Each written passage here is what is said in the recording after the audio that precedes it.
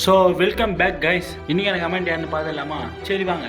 Bro Singapore server ID bro UID SD server. Oh my god! Wow! Oh my god! Bro என்ன bro சொல்கிற? Singapore idea ஒரு தரமான ஐடியோட தான் வந்து comment பண்ணியிருக்க போலியே.